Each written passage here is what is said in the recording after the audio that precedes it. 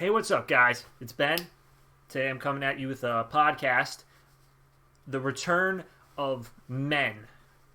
Movie expertise needed. Actually, interesting fact about that is I had been kicking around names, and I know I've never explained this story, but I've been kicking around names of what podcast, like what should I name my podcast? Because I'd been thinking about it before I started this thing like 4 years ago, which actually literally was about almost 4 years ago. Um, but I was thinking about names and I was trying to come up with some kind of cool acronym. And then I arrived on this one, and one of the people that I was talking to about it was very concerned because the name makes it sound like that I'm talking about members of the male species.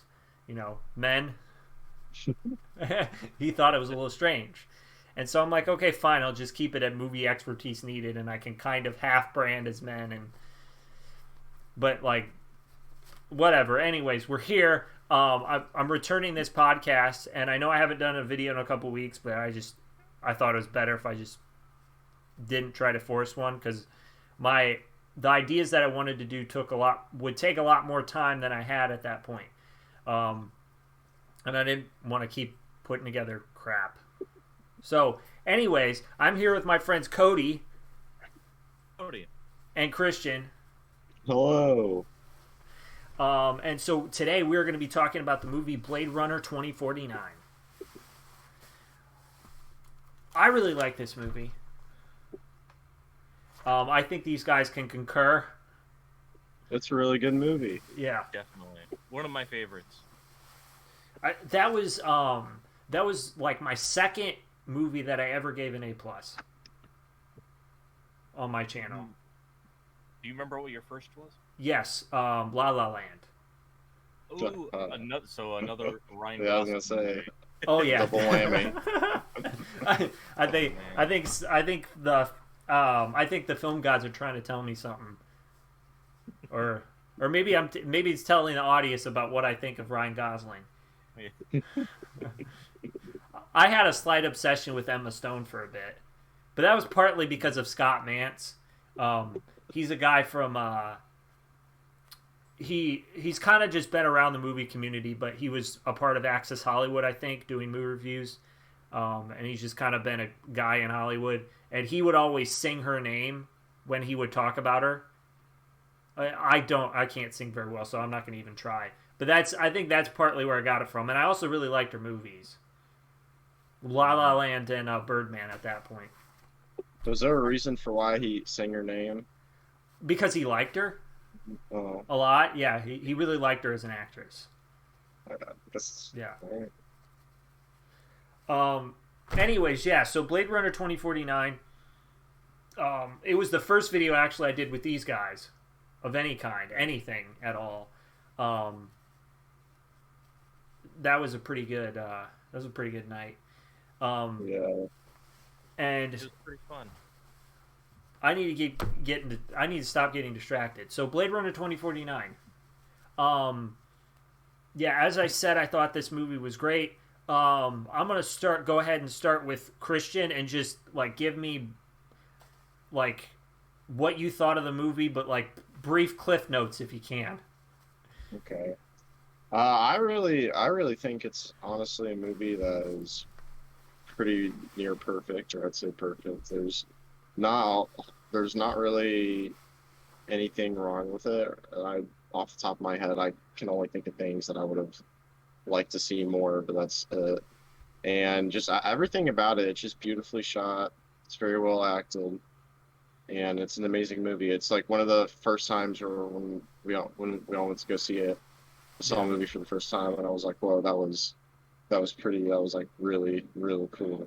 Like that was just it gave me that effect, and I was like, this is an amazing movie. So yeah, I really like it. Okay, Cody. Yeah, I would have to agree. Blade Runner 2049.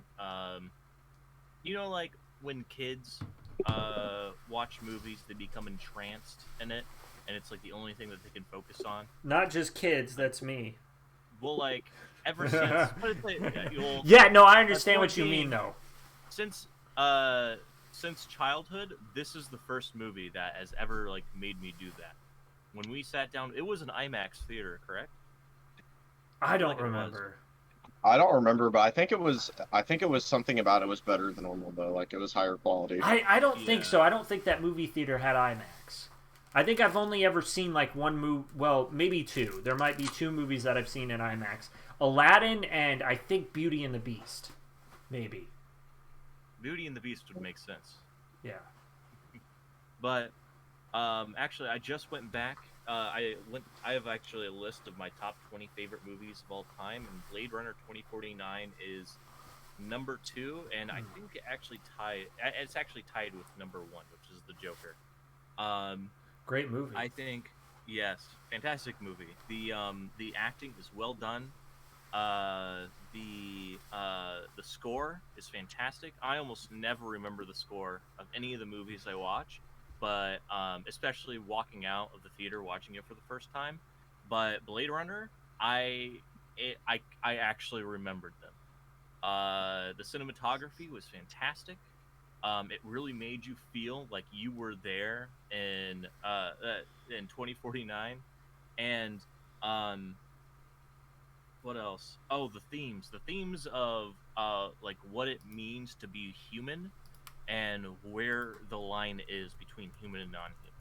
I thought that was very cool, and it stuck true to the original movie, which is based off of the book "Do Androids Dream of Electric Sheep," which goes into that theme even deeper. So I loved how it stuck with the themes of the Blade Runner franchise. Yeah. I mean, you basically took everything that I was gonna say. Because I've studied. I did write a paper on this when I was in college, but we did the original Blade Runner, and that's a theme that's throughout the entire first Blade Runner is like what it means to be human, and so we covered that a lot. And this movie covers a lot of the pretty much the same thing.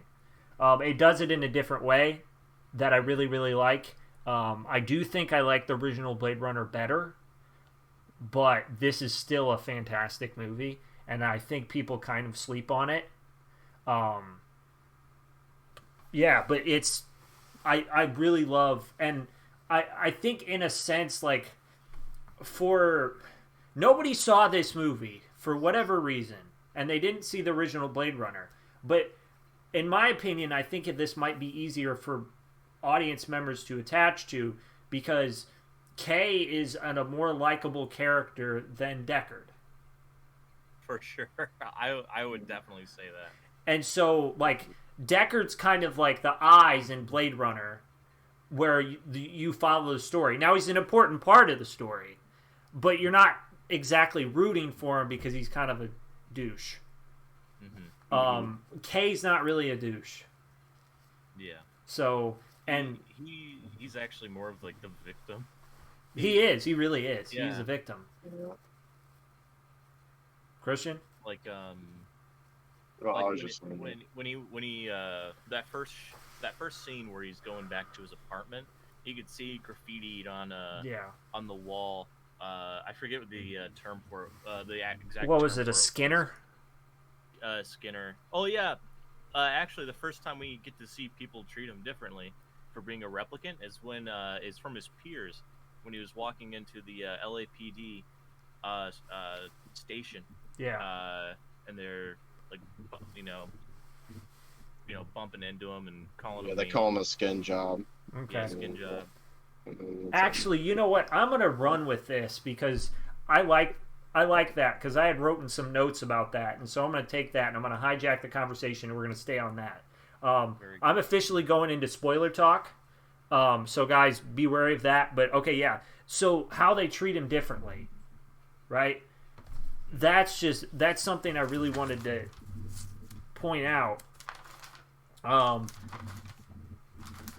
Is like. Yeah, so like you said, how they treat him differently. That was something that I actually missed. The police station, right? And go ahead. Okay. The only person who really like shows Kay any like humanity, or like the first person that we see first person that we see that shows Officer K any like humanity is Lieutenant Joshi, his superior. But I've noticed the way she talks to him is more of the way that someone would talk to their dog. Like, like, Well, more so, even so, like the entire movie, yeah, everybody makes a point to tell him how he actually isn't special and he doesn't like. There's nothing good about him. Like they're like when she tells him to go and dispatch the child, he says, "I've never killed anything with a soul," and then she says, "Well, you don't have a soul, so it doesn't matter." So it's like it was like what it was like. So she says that, and then the prostitute he talks to first when she makes fun of him for not, what is it, for I think for having the holographic waifu, is that what it is? she implied that he doesn't like real Oh yeah. human women. Yeah. So he kind of just gets like Oh, he is a weeb. shit on the whole movie. Yeah. That's good, Christian. He is a weeb. Anyway, so yeah, but like, and that's something I was about to stop you on because you were talking about how Joshi treats him with any sort of kindness, right? Or, but yeah, I'd say humanity. humanity. She doesn't like talk. She doesn't like demean him in like a outright way. It's just like she talks down to him as like, you know, like people talking to their dogs if they're like sad and drunk or something, and they're just having a conversation with their dog because they're the only ones that listen. I get the same vibe from Lieutenant Joshi to K. Yeah, Does that make sense? that does. No, I completely agree with that. That puts it into words better than I was going to, because I felt the same way. Like I didn't, because I thought that she didn't really treat him like a human. And that was like, I mean, there are so many things in this movie where it just doesn't treat him like a human; it treats him like a machine. But she was one of them. And I don't know if you have anything else to add to that part, but I'm gonna add something else. Go right ahead. So, like the baseline test is probably one of the biggest examples as well. Well, because literally, like it's to test if he's effective, and like when he fails the baseline test, like it's like the world's falling apart, right? Yeah. He's in so much trouble, and he's got one more chance or he's done, and they're gonna scrap him. They're gonna kill him, or I shouldn't say scrap, kill him. Yeah, and so it's like retire is the word that they use, but they're gonna kill him. And so that's how lack of humanity that they give him is like he gets off kilter like twice, and then he's dead. So yeah, this is a little bit of a tangent, but go for it. What's actually really cool is that Ryan Gosling, he either came up with the baseline test or he greatly added to it. Oh wait. From IMDb, as seen in the movie, the baseline test that K must recite back, a system of cells interlinked within cells interlinked within cells interlinked, was it was Ryan Gosling's idea, and it's based off of an acting technique called dropping in, which induced a trance-like hypnotic state, and the in that baseline test. He actually quotes some I think it's Russian. I think he's a Russian poet, specifically in a book that talks about, I think it was whether or not a thing is or is not, and there's a part where that he quotes that perfectly describes the job of a Blade Runner. So I thought that was pretty cool trivia. That is. And it was entirely. It's implied that it was entirely Ryan Gosling's idea. That sounds like he liked Blade Runner too. Oh yeah. He's like, let me Well, get who in on doesn't? this. Yeah. Who doesn't actually? No, frick. I just want to share this. Actually, so like Denis Villeneuve, the guy who directed the movie, like he said that this is unrelated, but he said that he when he got offered the opportunity to do the movie, I think this came out before the movie was actually released, but he said that you know, it was such like it was such like a formidable project. He didn't use that word, but he's like, you know, it's such a challenge and it's really scary because like he could be like banished from cinema if the film does like if the film isn't good. But he said that he it's one that he had to try because of how much that it had like affected him as a filmmaker. Which makes sense. I mean, this film, the amount. If you just go to the IMDb trivia page, you can, if you actually commit yourself to reading all of it. I tried it one time and it took me like an hour, and I didn't. I think I got mostly done with it, but I wasn't. I didn't complete it. There's just so many minute details that was woven into the movie, both visually and cinematic, or not cinematic, through the music and through the story, that it's truly incredible, like the amount of details that went into this. Yeah, it really is.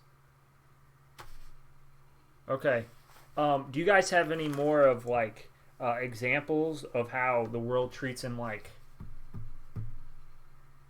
crap or like he's not human? No, it's okay if you say no. We'll just move on. I'm really asking, actually. I feel there's a connection between that and his relationship with Joy, but I'm struggling. Yeah, so like how. Well, she doesn't treat him like that, right? Yeah. Yes. Correct. She treats him like he is the most special thing in the world. Correct. But then you already said spoilers, correct? Yes, I did.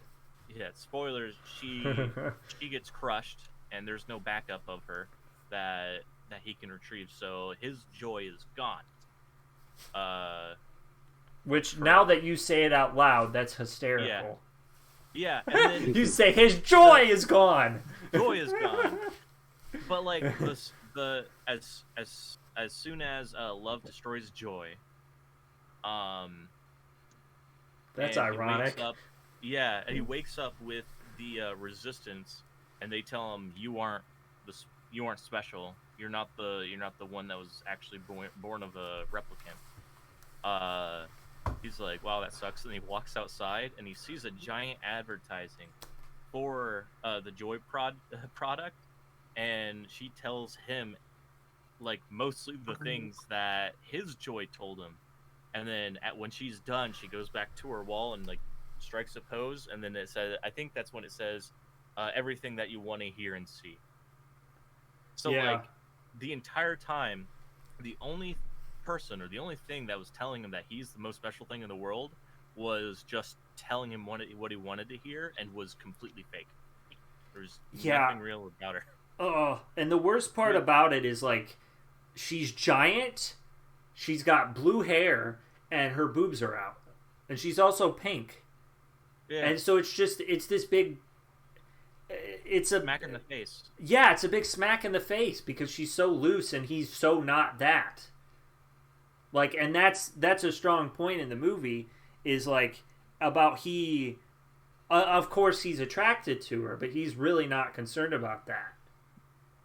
Mm-hmm. And he's like, she kind of has to. She has to convince him in the movie that having sex is a good idea. He doesn't feel it's necessary. And in order for them to do that, they have to incorporate another person. But that's a part of her trying, like, because she wants to make it as real as possible. Yeah. And so I'm gonna I'm gonna kind of. Damn, I lost my train of thought. Do you have something, Cody? I thought this would have been a good segue into the character Mariette, the sex worker. Yeah, go for it. I think she's a fantastic character. Like, Actually, do you so understand her? Because I got confused. okay, so like she, our first introduction with her is outside of a brothel, and Kay is like having a snack or something, and her and two other women walk up to him, and they start talking to him, trying to convince him to go to the brothel with them. And then Mariette, I think it was Mariette that brings up, "Oh, he's a Bladerunner," and the other two walks away, and he goes, "You're not afraid?" And then she's like, "Well, I'm not a replicant."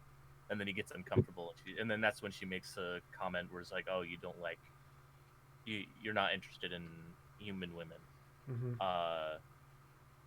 And so that part so that part tells me a couple things. One of the things is that sex work in the year 2049 in this universe is legal. It's completely legal. So you can kind of assume it, and that it's when people go there, they assume the person that they're with is a replicant. That the entire industry is saturated with replicants, and that Mariette being there, she's there because she wants to be there. A replicant can easily fill her job there, like just easily. Yeah.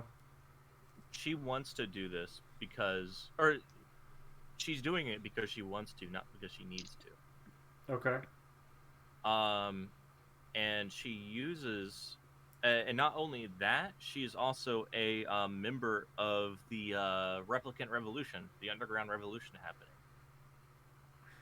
So I would actually say that she is kind of the feminist icon of this film. Like she's pro sex work, she's just pro rights in general. That's She Yeah, you're Fine. right. she actually uses her job as a sex worker to track Agent K and follow him and rescue him when they're in Las Vegas and he gets beaten and bloodied, and she brings him down to the underground thing where the revolution is congregating. Okay, I got a question about this because it left me puzzled. So, okay, so she was working with Love though, right? No, she works with the rebellion leader. Right before she talks to Kay at the beginning, she's talking to the rebellion leader. Because she put something in his back pocket. It was a tracking device so that the rebels could track him. That's how they find him. Yeah. Oh, so it was Las for Vegas. the rebels. Well, okay. Yeah, that Love part was goes a to little- his place though, and she finds the tracking device. What'd you say? Love goes to Kay's place and finds a tracking device in there. Yeah, that's from Marionette, whatever her name is. That's from Oh, when she puts I it thought in. that was. You know, I thought So that it was fell from, out. No, I thought that was from Where- Joy's where? thing. Oh, Like he just Okay, maybe destroyed that the was thing then. that was in the wall. Maybe. Because from what I remember, I thought she slipped it into like his coat. She slipped the tracking device into his coat. Or am I just being completely misremembering? But I thought Love went to the apartment, and then she saw that he had one of those the Joy devices hooked up. She checked the panel, and she went, "Damn it! He destroyed the tracking thing that was in here." Because like Joy actually tells Kay to destroy the tracking thing in there and to fully upload her into the the device. Yes. Actually, can't remember that scene explicitly either. So That's how I remember it. Could be wrong. I watched it like 2 weeks ago. I wasn't able to find time to watch it this week. Okay. Yeah, We could be because wrong though. I don't. Well, because I thought that Mariette had a connection to Love. Maybe I'm wrong. Maybe I was just assuming it was there because I thought that she put a track. Well, she did put a tracking device in there. Yeah, I think you're right. Actually, that makes sense. I remember having that assumption at one point, or like the first like 2 or 3 times I watched it. But then after that, I noticed that I was like, oh wait, she works with the Resistance, and how else would the Resistance have found him with the little resources that they have? If not, she was working. If she put that tracking device in his coat or whatever for him specifically. Okay. What were we going? What were we going into before we went on that? We were talking about Mariette. Yeah. Okay. Before that, we were talking about Joy. Okay. We were talking about Mariette though. Yeah. Okay. I'm gonna see. Actually, I'm gonna use this as an opportunity to, since I'm asking questions. See if you guys know any of these. These are going to be very specific. And actually, if anybody in the comment section has answers to these questions, go ahead and tell me because I'm lost. But at the beginning of the movie, there's an eyeball. Yes. Do you know the point of that? I think it's just because they study the eye to see if they're human or not. Okay. Because whenever they do the tests, they always have something pointed at their eye. And in the first Blade Runner, it's also got like something like right at their eye and it's scanning it. Even at one point, I think when Kay and Love are looking through the records at the beginning and they pull up the old one for like 4 seconds, I think there's footage of Rachel's eye from the old film. Okay. And it's in the exact same shot, so I think it just has something to do with like the eye being the gateway to the soul or some stuff like that. Or there's a couple ways that we can interpret it. I mean, it could be, well, like when I saw that, when I was writing notes 2 weeks ago, I was trying to keep track of everything. That eye, I tried to find out whose eye that was, and I couldn't figure it out. And I think one of you just mentioned Rachel, and if I'm not mistaken, when Neander Wallace brings out the Rachel clone, Deckard says that her eyes were green. Did he not say that? Yes, he does say that. I remember that specifically. And the eye was green, or like green blue, something like that. Yeah, he says one of the two. Yes, yeah. I believe he says her eyes were green, and then he pushes away from her. Yeah, could it be her eye? If it was green, yeah. Well, no, because I swear that was a dude. I think the eye from the beginning. What's a? Because I think they showed his face. So, but that would be good if they did. Apparently, we got to watch it again. Yeah, I was gonna say that's something you'll have to watch it again and then pay attention for with the eye. I think I'm trying to go. I don't think I've watched this movie enough times for me to go to specific with my questions as I am. Well, no, that's kind of a hard one though with the eye because I mean you'd have to go and you really have to like look at their eyes and stuff. Like I don't know, that's okay. Yeah, that's understandable. Well, unless you guys have something else to add, I have another question. Okay. Question? So, when he goes to where Deckard is, before that, in that sandstorm or whatever the heck he's in, or not exactly sandstorm, but he sticks his hand in a bunch of bees. Mm-hmm. Do you guys know the point of that? I think he's just beekeeping.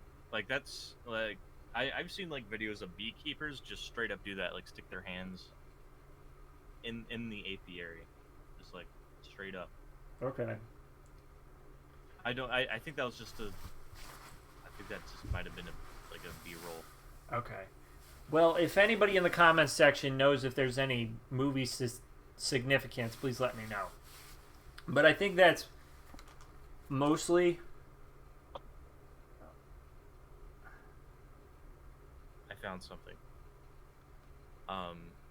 According to IMDb, Yeah. said at around 2 hours and 15 minutes in the climactic scene, Rachel from Blade Runner is recreated for Rick Deckard, and rejects her because he says the original Rachel had green eyes.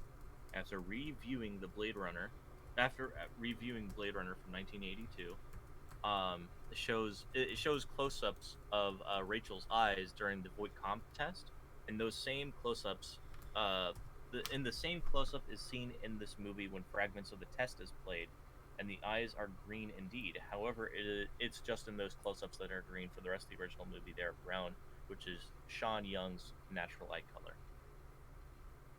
So, canonically, Rachel's eyes are green. Okay.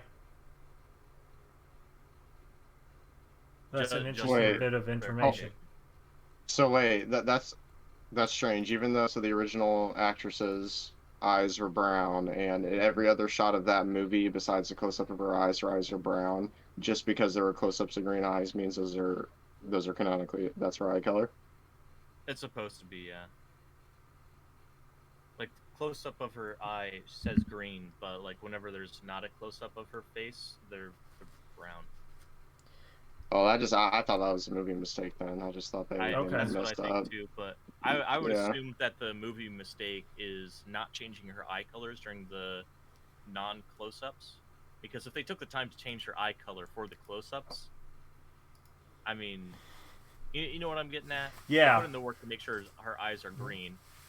They may have not been able to. It may have been too much work to make her eyes green for the other shots, and they thought people wouldn't notice. I think that's more likely. Yeah. I mean, the original Blade Runner got like reshot a whole bunch too, and there's a whole bunch of different cuts of it. Like, I think the final cut is I don't even know which number that is of it, but. Okay. I'm gonna go ahead and shift because okay. So the opening scene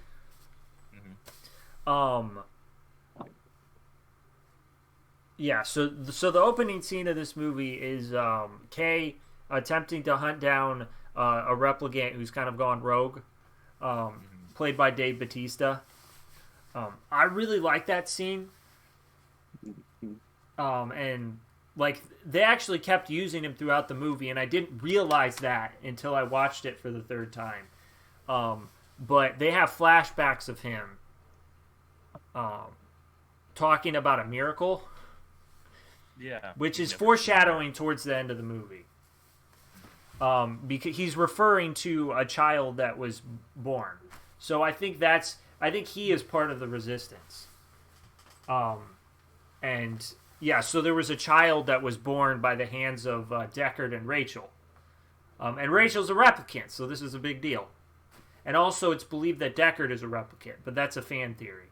Or not really a fan theory. Actually, if I remember correctly, I think Ridley Scott confirmed it. Actually. I would have to look into that, but I think he did. I always forget if there's a hard confirmation on it or not, because I always feel like it's one of those things where somebody important says something on it every other year, and then the answer changes a little bit. I think you're right. Wikipedia says Ridley Scott stated in several interviews he considers Deckard to be a replicant. Okay. Right. He's the maker of the movie. He's a maker of the movie, and he just considers. Yeah. Okay. It could be some people when they make art, they're it's kind of up to the audience. Okay. Fair enough. I guess it could be one of those instances. Anyways, so I don't know what you guys thought of that scene. I thought it was a really good way to open up the movie and to show the I guess if you hadn't seen the original Blade Runner, that replicants, what little we do know about them though, that they're not really evil. And they kind of just like want to do their own thing and Mm-hmm. just like live. And what Kay has to do is kind of a bit barbaric, and it makes it even more, a bit ironic because he's also a replicant. So I think it's just a really good way of getting you into the Blade Runner universe without I don't know, boring you to death. Mm-hmm. So Yeah. yeah, I like it. I think it's pretty good. Yeah, I also think it's a really good way to open up everything to the audience. Because like that's not it's I think it's a really good place to start because it really is the start of the story. Like it introduce Agent K or Officer K, the protagonist. He's just doing a routine bounty hunt, I guess that's if that's what you would call it. And in that routine uh, job, he finds out there's something bigger. He found something much bigger than him, or the LAPD, and then it kind of just snowballs from there. If we started off like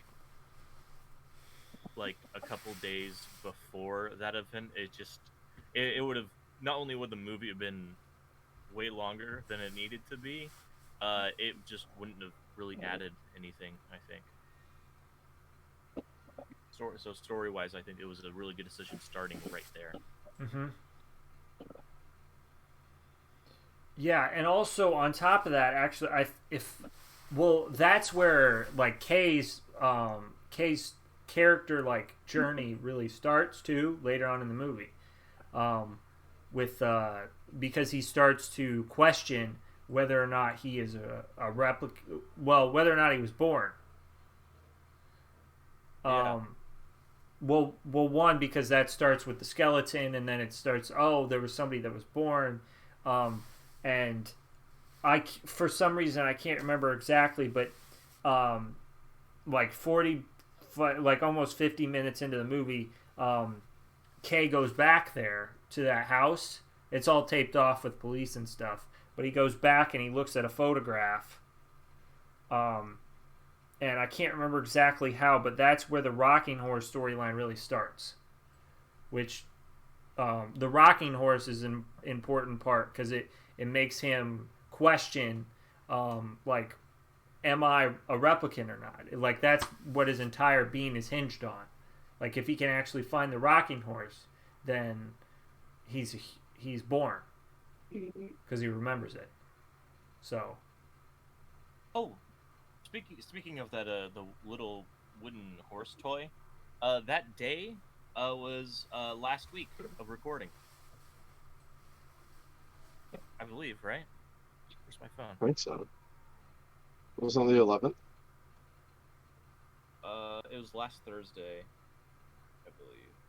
Yes, it was the 10th. It The was 10th of I think so, January yeah. 2021? Yeah, Not January, June. June. Wow, okay. Yeah, so we just passed the birth date of the first replicant ever born. Wow. Well, Yeah. happy birthday to that girl. Yeah. Do we ever figure out what her name was? Doctor. I think it's a doctor. Or she is. Sorry, I I shouldn't thought say she it. had a ti- I thought she had a title instead of a name. I thought it was like a I don't know. She's She like made the memory drinks. maker or something like Yeah, that. it was something like that. Dr. Anna Stelline, That sounds right. played by Carla Jury. Sounds right. Huh. All right. Oh, but along with those toys, the wooden toys or the wooden figurines, when you go to when Kay shows up at the casino in Las Vegas where Deckard is, you see other wooden animal figurines, and if you take the first letter of each of their names, it spells out Rachel. Like there was like a rhino and like a hyena and an antelope, like a tiger. Wait, where was this? This was in the casino, in Las Vegas when Officer K and Rick Deckard finally like got along, and he brings them up to like his main like living area, and for like 3 seconds you can see all of the other wooden figurines he has. Wow, and they all spell out Rachel. Wow, that's very detailed. Yeah, that's what I meant. How like everything in this movie is just like so well detailed and thought out. Like, yeah, it's just insane. I'm sure they've gotten an answer for like everything. Yeah. Like the bees probably have some kind of story significance. Oh yeah, but we have no idea what it is. Actually, I had two questions that I thought of. One was, I don't remember her name, but the lady with the one eye makes a comment about dressing the doctor in blue. Freza? Rebel leader? Yeah, Freza. Yeah, her. She makes a comment about dressing that doctor in blue when she was born. I'm wondering why blue. They wanted everyone to think it was a boy. Because that was the point of the orphanage flashbacks. That's why everybody was tricked in the beginning. Everybody thought that it was Kay because because she looked like a little boy because she was bald. No, she had hair. The only one had hair. Yeah. Yeah, she had hair. My bad. Were bald. Yeah. So it was actually distinguished between being a girl and yeah, but it was perceived as everybody thought it was a boy. But wow, that's what they did, just so she wouldn't seem like a girl though. And when they were doing all that though. That's okay. It may have just been her going. I remember I just remember specifically wrapping the baby in blue. Okay. It may not have meant something. It may not have meant something. It was just like she wrapped the baby in blue, in a blue cloth that she found, or that was important to her, so that's why she brought it up. But like, it just played into why. Well, Kay wouldn't have had a memory of that, but yeah, it would. I guess it would. It just plays along into why he would have thought he was the one that was born. Mm-hmm. Okay. Let's go. Let's talk about Kay and Joy, because that's just such a significant part of the movie. Kay, like, I think that's something, I guess, that gets kind of lost, because I know, because one of the things that I don't know if we'll talk about it right now, but we might. Actually, I'm going to hit this point first. So one of the things that I like, that really like, because, you know, everything in this universe is fake. And so it really hammers that point home in Kay's head. And so we were talking about that with like Joy, and then not with Joy, because she doesn't seem fake to him. But the fact that then she's this big pink hologram that's got her breasts out. And then one of the things that I like was like when they were standing in the rain, like there were a couple of things that really made it work. The first was that yeah. Sorry. What? Sorry, I got ahead of you. I was excited. Okay. Anyways, so Joy's standing in the rain, and the rain's pattering through her. And then they try to kiss, and there are points where it shows that makes it look like they're making contact, but then it shows the hologram and about how that he's just kissing this hologram. And so it really, like, it's about, like, waking you up to reality of, like, okay, this seems real for a second, but it's not. And then on... What? I thought they didn't actually get to kiss. Right before he was about to kiss her, he got a voice call and she paused. So like he never actually got to like actually come in contact with her. It was just a. I know she paused. Yeah. I wish I had a video of that because I'm pretty sure he. Because and that's the point I was about to make, is that they were talking and they were having a really good moment, and then suddenly gets a call and she freezes, and it's another point of getting him back to reality of like, hey, everything in my life is fake, including the thing I care about the most. Really depressing. Like it's just like a really sad. Like it's like he knows everything in his life is fake. And then the false memory, along with figuring about that there's a replicant born, like up until like the last like quarter of the movie, there was a strong hope that like he is real. He was born, and therefore he has a soul. And then like. And that was just like all taken away from him. But as soon as he woke up in the rebel base or whatever you want to call it, the sewer, they're like, "Yeah, you're not the kid. Sorry." And he walks outside, realizing that he is not special, and there's no way he will ever be special, or like have a soul. That he's fake, and he will always be fake. He walks out, and he sees an ad for his love, I guess, and she's telling him she's basically just an ad, which just drives home how fake his life was and still is and will forever be.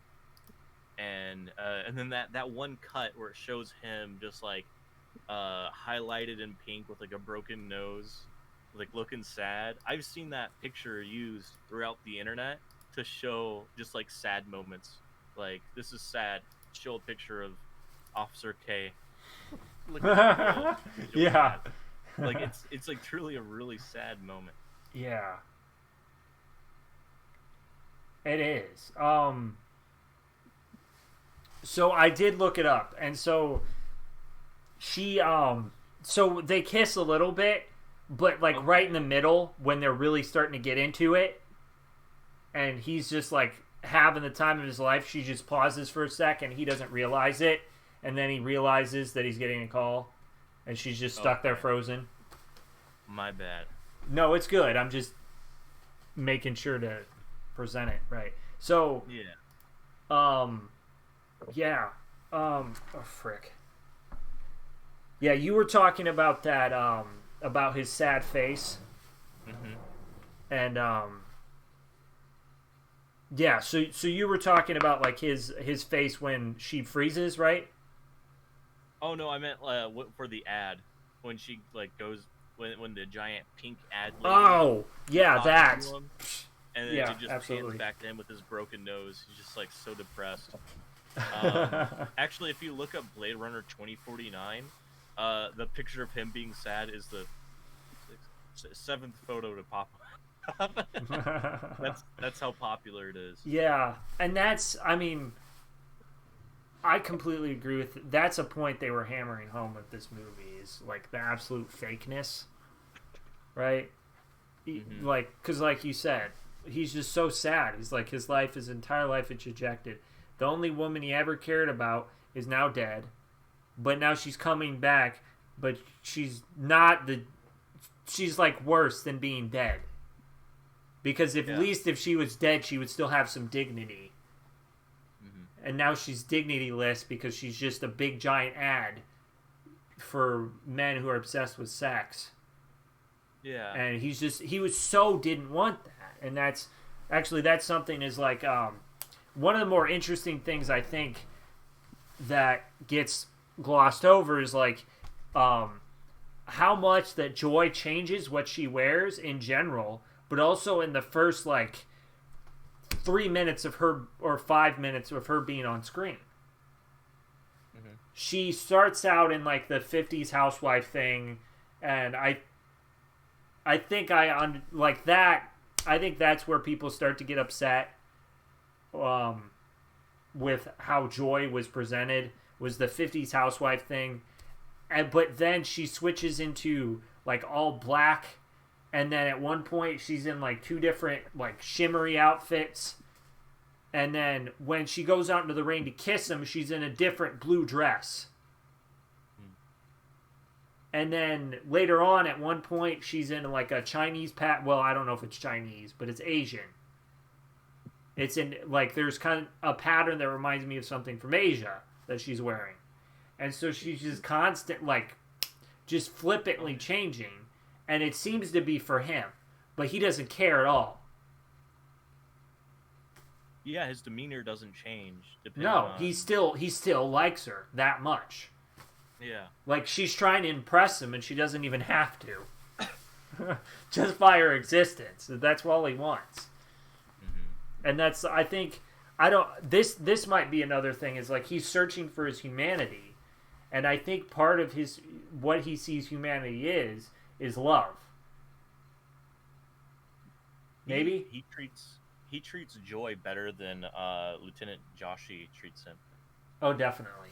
100%. Even though he knows she is fake, he still treats her as if she's like as real as him.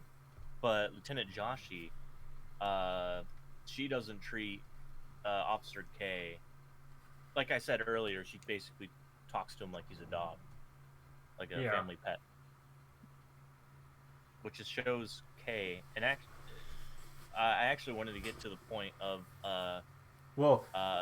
K at the end of the movie, but yeah, let's okay, I got one. I just because I want to provide examples because we keep talking about Lieutenant Joshi, and I want to get to like and actually provide stuff that she says, like, you know, she's trying to get him to share, and she's like, would it make you easier to share if I gave you an order? And so it's just always like orders with him. Mm-hmm. There's no like.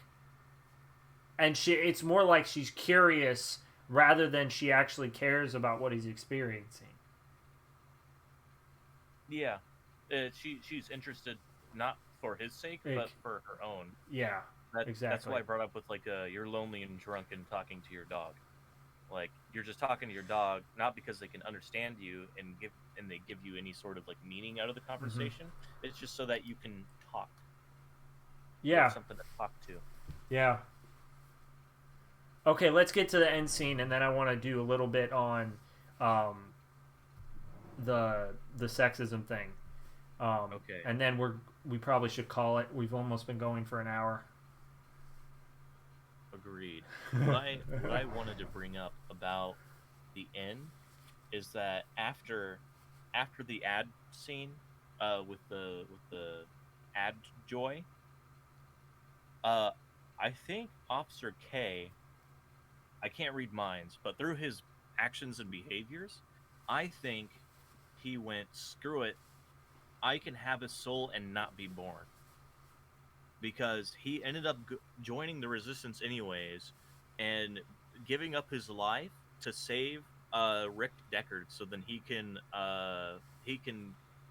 keep the revolution going forward.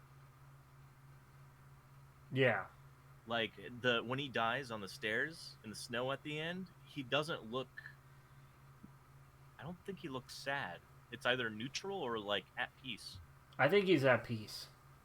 Yeah, because he realized that he didn't need a soul, or he didn't need to be born to have a soul.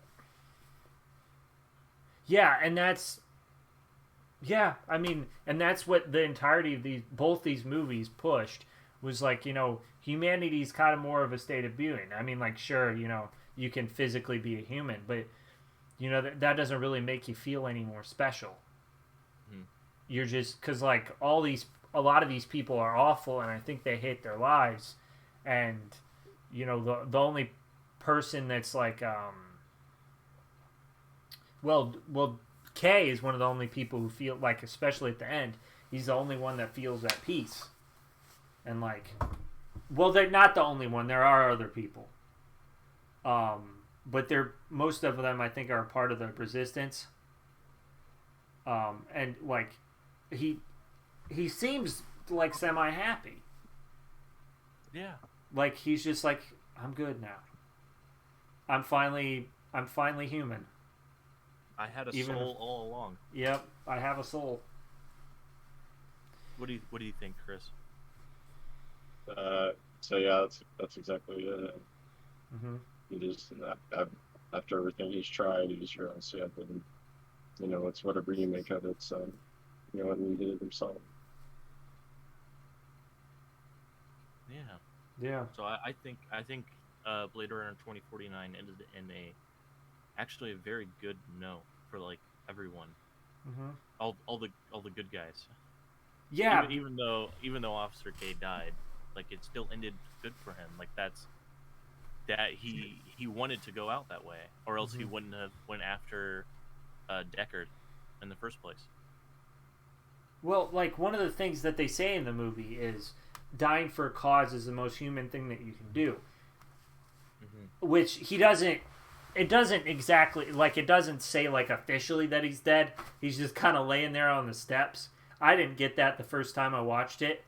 You guys had to point it out to me. But if he weren't to have died, then the movie wouldn't mean the same thing. Because I think deep down he kind of wanted to.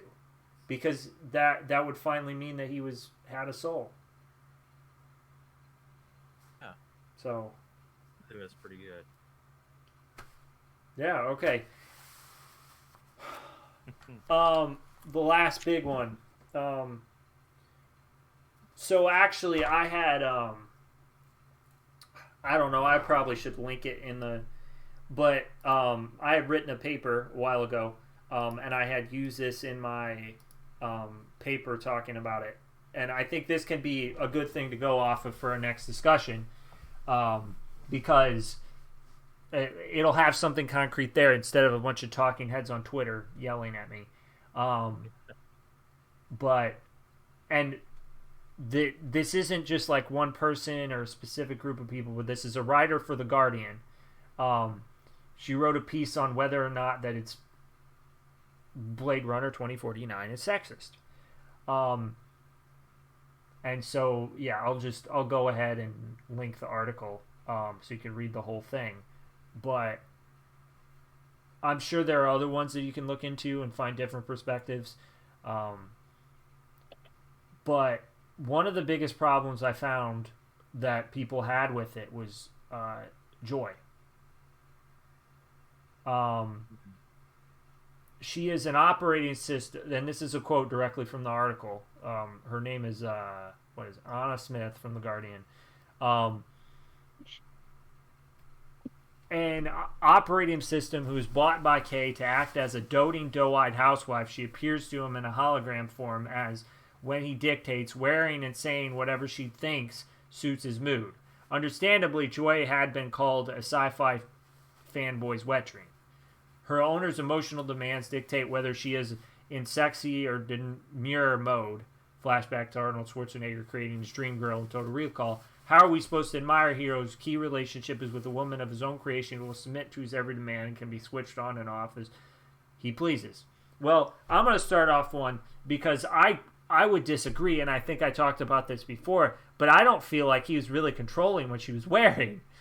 No, I was going to say, I don't think anything in the movie says anything at all about her changing based off the way he's feeling or thinking, so I don't know why that person is saying that. Well, not because of what he's not controlling it. She's attempting to, I think, because she cares about him, she's an operating system, but she cares about him. Well, I don't program to have him see what he wants to see, and she can't read minds, so I think that's why she switches around so often. She's trying to figure out what he wants, but he just wants her. Yeah, that's the point of the product. Like she's trying to do, like just trying to make him happy. Like I don't know, like that's what it's supposed to do. Exactly. Yeah. And the writer of The Guardian would say, well, that product, the fact that product is there is wrong. Well, this is a dystopian. Yeah. I think we forget that this is a dystopian movie. Things are supposed to be dystopian. It's supposed to be there's elements that are supposed to be like wrong or skewed or just like off-putting, and like they'd be right to feel that way because, well, this is, like I said a couple times, this is a dystopian movie. Mm-hmm. Not right now, but sorry, Oh, but I was gonna say sorry, I lost my train of thought. Okay, I can find it. I got something. Okay. So, oh frick, I lost it too. Oh yeah, actually, I just remembered. Go. But sorry, but I think it's weird to say though that just because it's like it's a woman that that's what Joy is. That's strange because I don't think it's ever said anywhere in the movie that it has to be a woman, right? Like if Officer K was a lady instead, wouldn't have Joy just been a dude? Then it would have just been a dude doing all that. Like that's the hologram. I mean, you could definitely assume that. I mean, I don't. Because I don't think they cover it. Yeah, but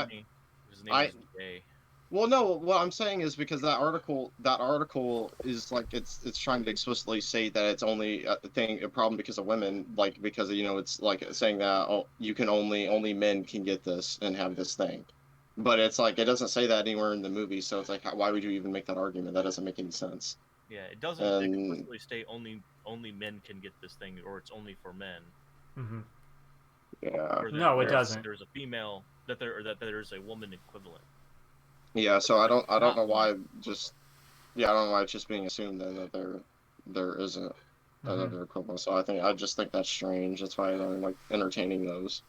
Okay. Because it's just weird. Well, I wanted to find a somewhat reputable source, right?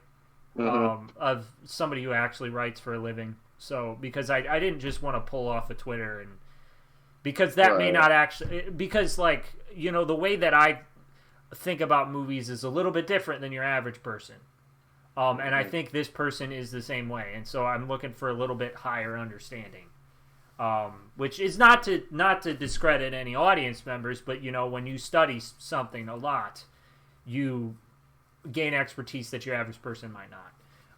But anyways, so back to this. So, frick, I keep losing it. I have. Go for it. I have one. Would one of the points being the nude scene with the ad, or like incorporating that into the previous? That wasn't what I was thinking, but you can go for it. Okay. Well, like, I already repeated this, but like, it's supposed to be sad and upsetting. Like that's the point of the scene. This ad of not even scantily clad, she's just straight up nude Joy is, and it, like she's talking to Agent K, and then she goes back to her billboard, and it says everything you want to see in here. And it pans, and then it cuts to him, and he's like sad. He's like a broken man. Mm-hmm. Like it's supposed to make you feel upset. It's supposed to be a bad thing. Yeah. It's like the equivalent is like when people watch, or like see Doom Eternal, the video game, and they're like, oh, it's like it's teaching kids that demons are good, but if they actually like looked at the game is about killing the demons. Yeah. You know what I mean? Like if they actually took the context of what's inside of the media, their opinions would have, if they're honest, their opinions would have completely flipped. Yeah. So here's what it was. And this is one of the things that you said to me the first time when I presented you with this argument was Kay's a workaholic. And he's treated like garbage. And so even though, sure, she's an operating system, but he's a fake thing and he's treated terribly, right? And so I think it's being nasty towards those people in different ways, but it's still being nasty to them and treating them like less than. So like Joy is a sexual object, Kay is a working object. And that's what they're good for. Yeah. In this world, so. And it's both sad. It's both sad. They both suck. But they actually managed, between him and Joy, they managed to create the most, one of the most human relationships in the whole movie. Yeah, nothing. I can't other than Rick Deckard and his daughter when they finally meet at the end. Mm-hmm. Nothing else was like comes close to between Agent K and or Officer K and Joy, and being human Yeah. or human like at least. Well, so, seems like Dave Bautista found it before Oh, yeah. before he got blasted. So I mean, that's another That's thing. I think that's interesting. He kind of went through the same thing as Kay. So at the beginning of Kay's journey was the end of Dave Bautista's, but Dave Bautista kind of went on a similar thing as Kay did. But I think there's even actually before the movie came out, I think there's actually a comic or a little animated video about what Dave Bautista does before Kay finds him. Okay. And it goes over some of that stuff. But yeah, I think that is also interesting. Okay. So I'm gonna go back into. Sorry, Christian. I'm gonna jump over the top Oh, of you. that's fine. Go back into this article a little bit, but not. I mean, not really, because unfortunately there isn't.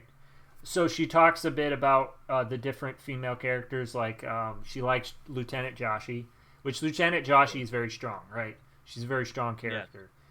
She's not a typical. Superior. Yeah, exactly, and like she's not. So like there was a character trope thing with women in like I think from like the 30s on until like the 70s or something like that. I can't remember the year, but you had two types of women.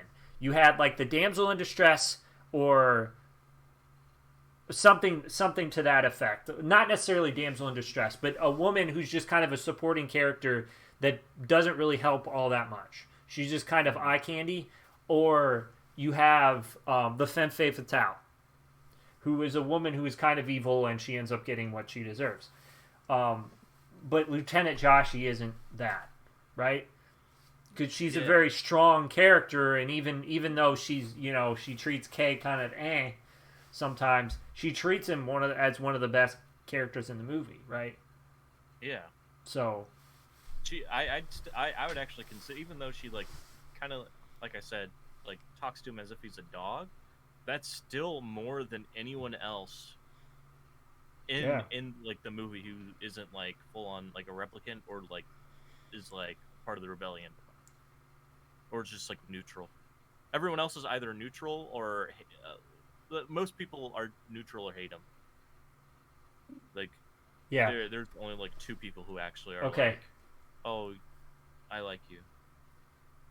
So yeah, sorry. I'm moving on to something. Yeah. So she does talk about Mackenzie Davis and as Mariette, and she shows initial promise as a strong character who can give as good as she gets, but is also a sex worker who's literally used as a puppet.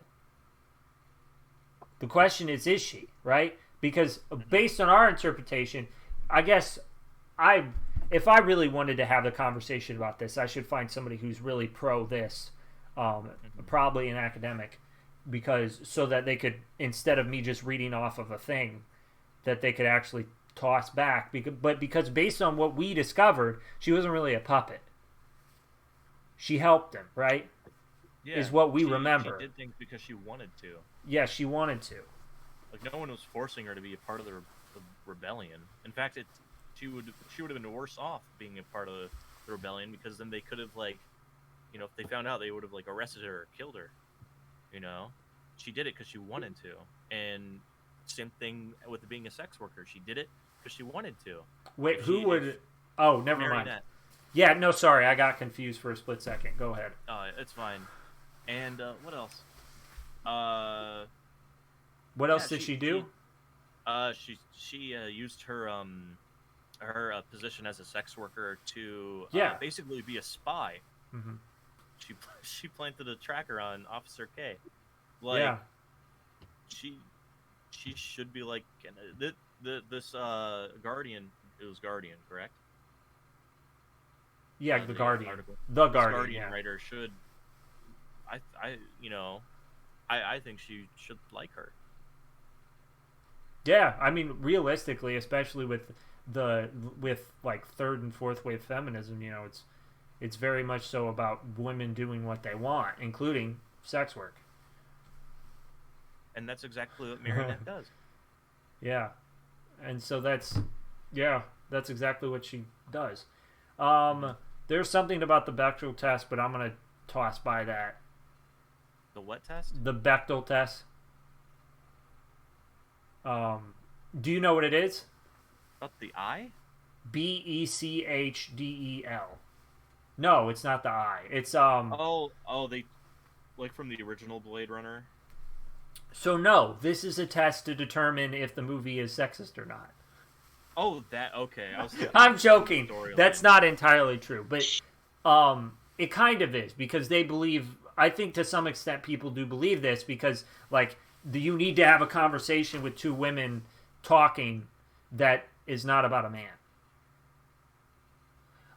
And so that is, but this writer does say that she believes that Blade Runner would narrowly pass. But I'm kind of like, I mean, like sometimes the movie is not going to be about. Sometimes the movie is really just about a one person. Like this movie's about Kay. Yeah. And yeah, so I don't think that doesn't make it inherently sexist. Why is it necessary for this? So like if a movie is about women, right? A women character, you know, and then it may be. If like women are such a pivotal role, which to some extent they are in this movie, but not to that much, because Kay is the main character. So he's the main character, but like look at the other women, like yeah. Love, like even though she's in like a subordinate position, she is what I think is the assistant to the most powerful man in the universe. Yeah, like you don't get better than that. Other than she basically can do whatever she wants. Yeah, she's got so much power. Like she's literally the picture that's shown up on this page is when she was blasting rockets at Kay. She was controlling like some kind of drone thing that was literally shoving down rockets into the planet. I mean, the only thing I could think of to play devil's advocate to the whole thing would be is she actually making her own decisions, or is she only making decisions that are going to please Wallace? Yeah, that's like her entire character. So in that it is an issue. Well, so I mean, I could see how they would say like somebody could say that in front of them. Yeah, but that's like it. Like she's there to please Wallace, but like she doesn't like it. She feels like she needs to. Like I could have sworn there's like multiple times where she's like crying in his presence, and she looks scared. Mm-hmm. She's doing everything she can to please him because she's like scared of him, I think. No, yeah, no, that's how I'm saying that is the point, but that's the thing though. Like she's not really, she can't really do anything about it either. There's no possible way for her, so I guess like we'll make her kind of just powerless. So she's not actually like the villain. It's Neander. Oh yeah, I mean I understand that. That's not what I was saying. Well, I would say she is a villain though. She's the antagonistic force behind the movie. Because, sure, antagonistic force. That's probably more. I'd say she's the face of the antagonistic force. Yeah, and like she like does their bidding, but like the real antagonist. Like if Neander Wallace was here, was there, she wasn't there, or if he didn't care about it, she wouldn't be doing the things she was doing. Mm-hmm. Or if she was the CEO, or if whatever that company's name is called, wasn't it just called Wallace? It was like Wallace Corp or something. Corporation, yeah. Yeah, like if that didn't exist, she wouldn't be there. She'd be in like Mars or one of the colonies, doing whatever there. Like the only reason why she does the things she does is because she's like forced to. So like she's an antagonist, but I wouldn't say she's the villain, if that makes sense. I'd say Neander Wallace is the villain. Yeah. Yeah. Yeah. She I'm gonna briefly summarize. She does mention race a little bit in this article. Okay. About how there's very few non-white characters. And then the last big one is, so many 2049 defenders have said the film is set in a dystopian future, and that is not our future, but the future of the Blade Runner universe as set by 1982's film based on Philip K. Dick's novel, 1968 sci-fi novel. That I screwed that last part up, the saying the freaking Philip K. Dick, and never mind. Yeah. This much is true, so why not explore the world's treatment of women rather than have it as a decorative backdrop, huge breasts, and ballet dancing holograms included? Well, I think probably the simplest explanation to that is because K is a man, and he is the main character. Yeah. It's not really about the treatment of women in this universe. The movie's not about that. So no, it's not about that at all. It's about Kay's story, and it's just the things that he just so happened to come across. Okay. And it's about a character figuring out if he's a real human, or if he has a soul. Yep. Like, what does it mean to be human? What does it mean to have a soul? Like that. That's what the movie is about. Okay. It's not about race, sex, religion, politics. It's just what does it mean to have a soul? Or what does it mean to be human? But soul, soul. Like if this movie was all like women of color, or like all black women, or like all like non-binary Asians, it would still be my second favorite, tied with the first movie. It'd still be like fantastic. I mean, it's not even it. It's not about it. That's not the theme. So they're not even human beings, so you can't even get into the whole like race thing. I was gonna say with like replicants and shit. It's like, oh yeah. Sorry, but it's like you can't even. It's like, what's the point of even getting into it? It's not a question about like what they look like. I mean, it's like quite literally, what's on the inside that matters in these movies, and that's what it is. I could imagine the bad press that Blade Runner would have gotten by sticking with the theme of the franchise. What does it mean to have a soul? And like had a black a black replicant. It's like, that's a replicant. He's black. Does he have a soul? Like, that would have looked bad. That could have looked bad to a lot of people. Yeah. You see what I'm saying? Yep. I do. I'm mopping up what you're spitting on the floor. I have no idea. One of my friends said that he got it from, I think, some guy who streams. I don't remember where, but yeah.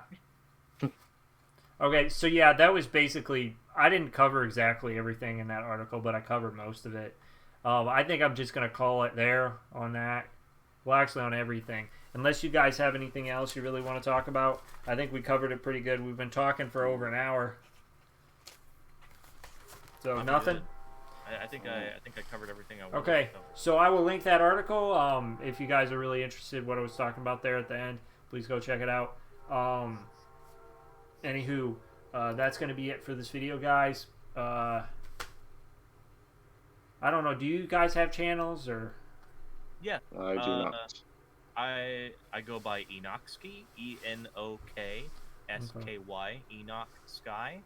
I'm on Twitch, YouTube, and Twitter. So you can find me in all those places. Except for Twitter, the Sky has 2 Y's. Okay. So just look for the pumpkin. Okay. I might I'll probably link at least some of those or whatever I can find. Anyways, Christian, you got anything?